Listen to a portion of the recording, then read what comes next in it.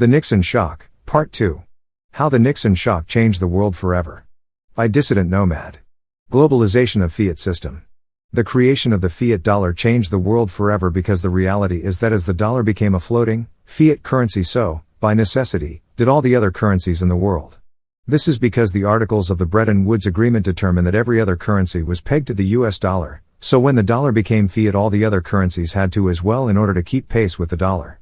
For the first time in history, the world was in a pure fiat standard. The dollars held by central banks across the globe lost their backing, and so had every other currency of significance, from the yen to the mark, from the pound sterling to the franc. Now all governments are beholden to this system, and every government in the developed world does practically the same thing, especially in regards to monetary inflation, deficit spending, and accruing large, unrepayable debt, although, it is important to add, not to the same extent that the US does. According to the Institute of International Finance, IIF, by the end of the first quarter of 2022 global debt was estimated to be over $305 trillion, and it is currently equal to 350% of global GDP. This is the direct result of reckless monetary and fiscal policies by governments and central banks the world over. Matthew Lin, writing in The Spectator, says, the debt, has been going up every year, spurred on by central banks printing cash. When there was a link between money and gold, that was impossible. You would need a lot more of the metal than exists on this planet to finance all that borrowing. At the end of the first quarter of 2022, the government debt to GDP ratio in the euro area stood at staggering 95.6%. Quoting the Washington Post, this can't go on forever. At some point, a major, European, government will probably end up insolvent. Another country that deserves a mention on the topic of debt is Japan. By the end of 2021, Japan had a debt to GDP ratio of 262.5%. Using the debt to GDP metric, Japan is the second most indebted nation in the world with over $9 trillion, Venezuela is the first. Japan's debt began to swell in the 1990s when its finance and real estate bubble burst to disastrous effect. Japan's debt first breached the 100% of GDP mark at the end of the 1990s. It hit 200% in 2010. In 1999, the euro entered into circulation. Anchored by the ECB, European Central Bank, Europe realized that by tying all the major economies of Europe together under one multilateral, unified currency, they would have much more collateral and leverage than they had when using their own individual currencies, especially in trade, monetary, and fiscal matters. The euro and the structure of the eurozone area provided stable foundations for a more elastic currency that could compete with the US dollar. Europe now has its own highly elastic, multilateral fiat currency. While this all sounds good on the surface, it simply allows Europe to descend deeper into the fiat vortex of perpetual deficits, insurmountable debt, and never-ending monetary inflation. The problem is that under a fiat monetary system there is simply no limit to how much currency can be printed, and politicians use inflation to placate the citizenry in the short term, absolve themselves of having to take responsibility in the present, and pass that responsibility on to future generations who will have to contend with the real consequences of inflationary monetary policies such as scarcity, higher prices, and a debased currency, figuratively speaking, robbing the future to pay for the present. According to Jeffrey E. Garton, only Canada and West Germany wanted a floating currency system. All the other nations wanted the stability of a fixed system, with more flexibility to adjust the rates than the Bretton Woods system offered previously. Latin American debt crisis. I explained in considerable detail in Part 1 the disastrous effects that rising interest rates and inflation had domestically in the US. However, the consequences do not stop with the United States alone.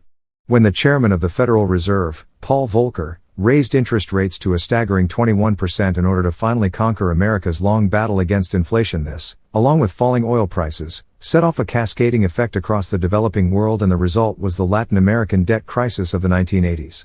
Countries with dollar-denominated debts saw the interest on their existing debts skyrocket as a result, causing economic chaos in Latin America and throughout the developing world. Exchange rates with the dollar deteriorated, meaning that Latin American countries needed large volumes of their own currency to finance existing debts. Mexico, Brazil, Venezuela, and Argentina collectively owed various commercial banks $176 billion. The crisis caused devastation across the region. In August 1982, Mexico declared that they could not service their debts and would have to default. Its debt had climbed to $58 billion by then. By 1986, Mexico's foreign debt amounted to 78% of GDP and inflation exceeded 100%.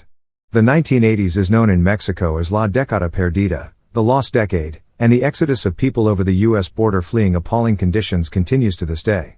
During the same period, Argentina saw their debt climb to $65 billion. The Latin American debt crisis plunged the nation into political and economic turmoil. 400,000 companies went bankrupt, and from 1989 to 1990 hyperinflation paralyzed the country, which soared to a staggering 203%, by which time food riots had broken out. Many feel that even to this day Argentina has never fully recovered. The Latin American debt crisis was one of the most devastating economic crises in modern history. As a result, incomes dropped, inflation soared, and unemployment and poverty both increased. Living standards deteriorated and crime increased, and many were forced into prostitution, drug crime, trafficking, and even terrorism. Latin America as a whole experienced negative growth of almost 9%. Lastly, I would add that one of the most dominant narratives in mainstream political discourse in the United States today, that of the mass migration of people from Mexico and Central America over the southern border into the U.S., arguably started with the Latin American debt crisis, and continues to this day.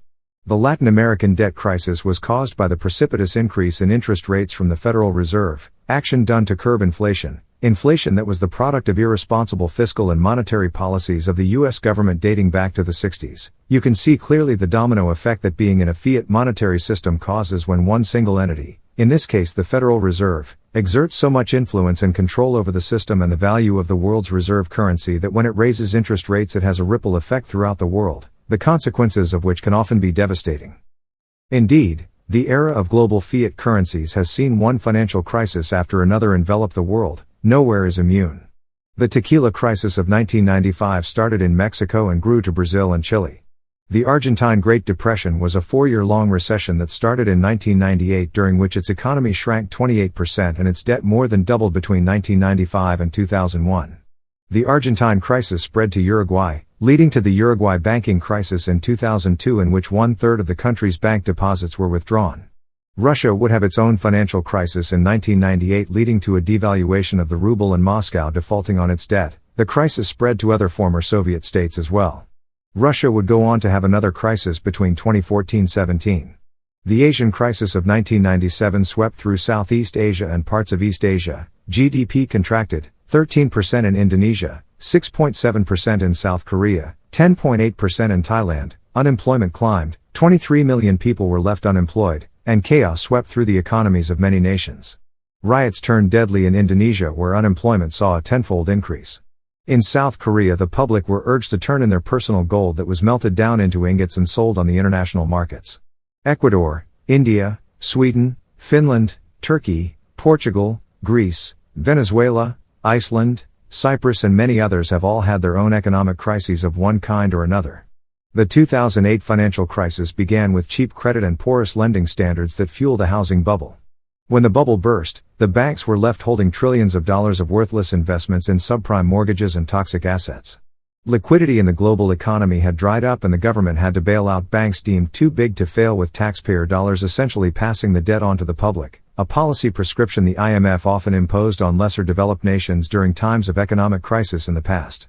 It was the most severe global recession since the Great Depression. The system we have now sees endless boom and bust cycles that have devastating effects for many across the world.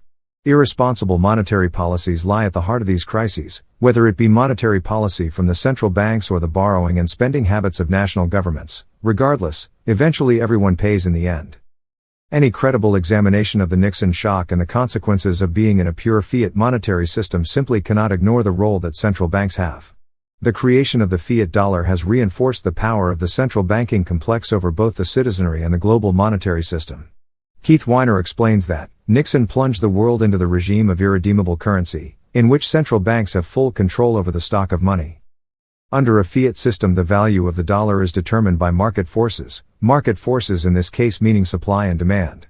But logically speaking, if that is indeed the case, then whoever exerts the most control over the market de facto controls the value of the dollar. Ultimately, the Federal Reserve has the biggest impact on market forces because only the Fed gets to determine the value of money by virtue of the fact that they control both the supply and the interest rate. The 1913 Federal Reserve Act enacted into law the cartelization of the United States money supply by the big banking houses. The banks got control of the money supply, which was now in the hands of private interests, and in return the government got access to cheap, liquid capital. As such, The passing of the Federal Reserve Act was the first stage of America's financial empire. The Nixon shock is the last stage, what I have come to term as the 3 stages of financial domination for the United States. The Nixon shock granted full elasticity to the money supply because now money creation was not constrained by anything. However, built into the central banking system is the incentive to create more money as interest is charged on every bill the Fed creates. Finance capitalism is a term I use to refer to a change in the structure and direction of capitalism in the world. After the Nixon shock came a number of developments that have reshaped many aspects of the economy and the world at large. Growth in the Treasury market. Shortly after the Nixon shock, the introduction of the petrodollar trade launched a parallel market for U.S. debt securities. A portion of the profits from oil sales by OPEC member states saw billions of dollars reinvested into the purchase of U.S. treasuries and bonds through the major Wall Street banks. Suddenly, the banks and money markets were flush with fresh liquidity and credit, and billions of excess dollars were then loaned out to the developing world via the World Bank. Neoliberal reforms of the 1980s. During the 1980s, under the Reagan administration, the banking sector was heavily deregulated and banks took on a new prominence in the global economy. Banks were at the forefront of globalization and the free movement of goods, capital and people, helping markets expand across borders. The movement away from regulation reached its climax when President Clinton ended up repealing large parts of the Glass-Steagall Act. Shadow banking system. Shadow banking refers to financial institutions that are not subject to the same rules and regulations that normal banks are. It is estimated that the shadow banking system accounts for approximately $52 trillion worth of trade, many times more than trade in actual goods and services. The shadow banking system was at the center of the 2008 financial crisis when the subprime mortgage market collapsed, leading to a global crisis. Shadow banking has pioneered a number of debt instruments and informal lending practices that are associated with higher levels of risk should global conditions deteriorate and credit dry up. These include credit default swaps, collateralized debt obligation, special purpose entities, structured investment vehicles, and a whole host of other zombie financial instruments that even people in finance would be hard-pressed to define. Speculation. In its most basic form, speculation refers to a high-risk strategy of making a quick profit by taking advantage of short-term fluctuations in the market. Speculation can affect currencies, commodities, and even entire markets. Now, it is important to add that I am not saying that the 1971 Nixon shock caused all of the above. Correlation does not necessarily equal causation after all, but it is definitely a significant contributing factor, and what I have listed above is by no means exhaustive. These changes all took place after Nixon's decision and are all predicated on having an elastic currency whereby money creation has no constraints. The Nixon shock provided the foundations for all of these innovations to happen. The fact that capital investment firms like BlackRock have $10 trillion in asset and Vanguard $7 trillion and have acquired so much power as a result, can be traced back to this moment. This would be unthinkable under a gold standard. Incidentally, both of the aforementioned firms were founded after the Nixon shock. With easy access to cheap, liquid capital, financial institutions could now enter largely deregulated markets ripe for investment and speculation. I will be submitting dedicated articles on the growth of finance capitalism later. Jacques Rueff, a leading 20th century French economist, identified deeper and more chronic problems associated with monetary instability, problems that go far beyond the economy. When the government engages in deficit spending, this invariably leads to inflation. The volatility and instability that inflation causes leads to what Rueff came to term as false rights. These false rights permeate throughout the economic and legal systems and across society in general. This in turn produces a citizenry with little respect for freedom, property, or the rule of law. Rueff was, in effect, saying that both the social and human capital deteriorates as the economic conditions around them decline, thus governments have direct influence on civilizational development with the policies they employ. Rueff identified Weimar Germany as a prime example of this decay. As hyperinflation set in, the currency collapsed and living standards declined, and there was a breakdown of basic norms and social order as a result. In its place came the unrivaled degeneracy of the early 20s. Berlin gradually became a hive of alternative lifestyles and unashamed sexuality. What began as an increase in prostitution soon developed into rampant homosexuality, incest, and even pedophilia. The city openly celebrated their decline into degeneracy with clubs featuring naked dance and theatrical performances, whilst even homes were transformed into brothels. Unsurprisingly, drug use soared during this period as well, with amphetamines, morphine, and cocaine being readily available. Magnus Hirschfeld, a homosexual physician and gay rights advocate, whose ideas would go on to do tremendous damage to the moral and social fabric of Western civilization, emerged out of Berlin during this period. Among the chaos, Germany would eventually turn to National Socialism for answers and some semblance of order, and we all know how that finished. Roof believed that history was repeating itself with the way the US was issuing large volumes of dollars beyond what it could cover with gold. He called this the monetary sin of the West. The point Roof was making is that the volatility that monetary inflation leads to causes economic problems which bring lasting social damage in its wake. Returning to the central problem, Roof believed that only the gold standard denies central banks and governments from undisciplined and ruinous monetary policies.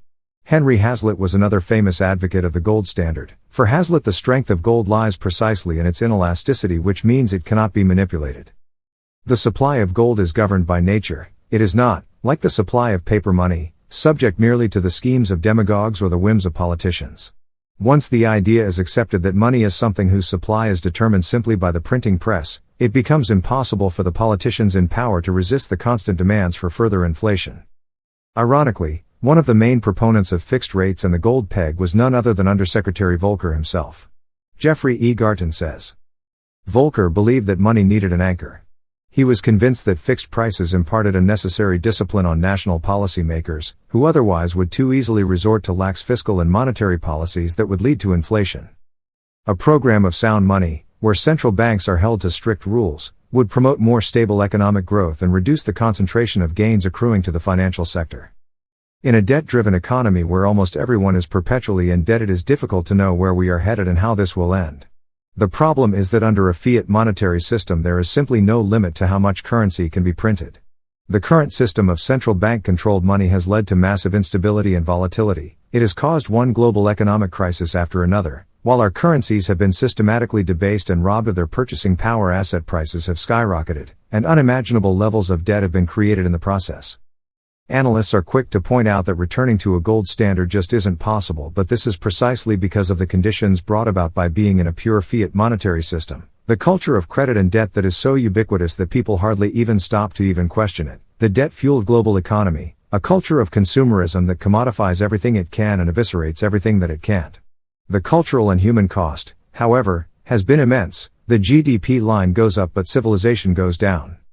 The most unsettling thing is that we don't know where this is headed and where it will ultimately take us. We need to start asking some very hard and serious questions about the foundations of the global economic system we currently have. We have basically reached the stage now where the current system is simply unworkable without the debt component, and reversing this will be very hard. It is my strongly held belief that whether you are an Austrian, a Keynesian, a monetarist, whatever school of economic thought you subscribe to, whether you are a conservative or a liberal, you cannot ignore the effect that the 1971 Nixon shock has had on the world. The global economic system and the world more generally has been recast in its shadow. Truth be told, this article was the most challenging subject I have encountered to date. Evenings spent going through decades-old balance of payments records, endless financial data, and one graph after another lead me to places I never thought I would go, asking questions the likes of which I had never even considered before, all in an effort to try and make sense of the world that has unfolded since that fateful day in 1971.